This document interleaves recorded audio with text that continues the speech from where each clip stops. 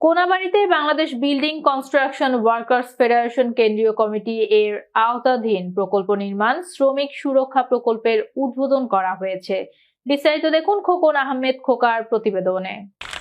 কোনাবাড়ী মাঠে শ্রমিক সুরক্ষা প্রকল্প কাজের উদ্বোধন অনুষ্ঠানে প্রধান অতিথি হিসেবে উপস্থিত ছিলেন বাংলাদেশ জাতীয়তাবাদী দল বিএনপির কেন্দ্রীয় কমিটির সাংগঠনিক সম্পাদক আলহাজ কাজী সৈয়দুল আলম বাবুল। প্রধান আলোচক হিসেবে ছিলেন গাজীপুর ১ আসনে বিএনপির মনোনীত প্রার্থী মেয়র মুজিবুর রহমান। অতিথি হিসেবে ছিলেন কোনাবাড়ী থানা বিএনপির সাধারণ সম্পাদক মোহাম্মদ বাবুল হোসেন, সাবেক থানা বিএনপির সভাপতি মোহাম্মদ রবিউল আলম রবি, বিএনপি নেতা সিরাজুল ইসলাম। উদ্বোধক হিসেবে উপস্থিত ছিলেন শ্রমিক নেতা আলহাজ আব্দুল মতিন। সভাপতিত্ব করেন Bangladesh building construction workers federation কেন্দ্রীয় কমিটির সহসভাপতি, গাজীপুর জেলা ইমারত নির্মাণ শ্রমিক ইউনিয়ন কোনাবাড়ী থানার সভাপতি সমাজসেবক মোহাম্মদ ইসমাইল হোসেন রনি।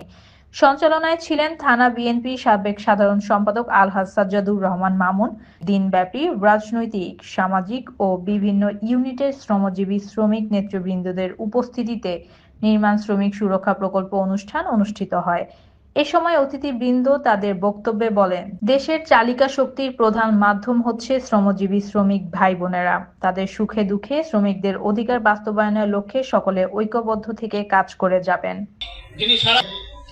আমাদের ন্যায্য দাবি আদায়ের জন্য একটা প্ল্যাটফর্ম আজও আমরা মজিবুর ভাইয়ের সাথে আছি। আমরা ইনশাআল্লাহ সামনের দিনগুলোতে আমরা সাকসেস হব এবং আপনাদের ন্যায্য যে অধিকার রয়েছে সেই ন্যায্য অধিকারে আমরা আপনাদের সবসময় পাশে থাকবো। প্রিয় ভাইরা আমার, ইমারত নির্মাণের পক্ষ থেকে একটি সম্মাননা ক্রেস্ট আমাদের অতিথিকে দিতে চাই।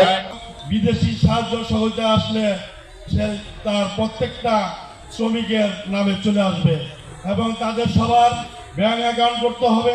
ব্যাংক অ্যাকাউন্ট করার ফলে তাদের সাহায্য সহযোগিতা তাদের নিজের নামে চলে আসবে। তার জন্য তাদেরকে আমি ধন্যবাদ জানাই যে আমাদের কোনাবাড়ীতে আজকে এই সুরক্ষা অফিসটি উদ্বোধন। ন্যায্য অধিকার যদি কেউ ক্ষুণ্ণ করে সেখানে আমাদের কথা বলতে হবে। প্রতিষ্ঠাতা শহীদ রাষ্ট্রপতি জিয়াউর রহমান সাহেবের গতকাল ৯০তম জন্মদিন গিয়েছে। 2 দিন আজকের অনুষ্ঠানটা নির্মাণ শ্রমিক ভাইদের সংগঠন এবং তাদের ভবিষ্যৎ সুরক্ষার জন্য কি ব্যবস্থা নেওয়া যায়, এটা অনেক গুরুত্বপূর্ণ একটি বিষয়।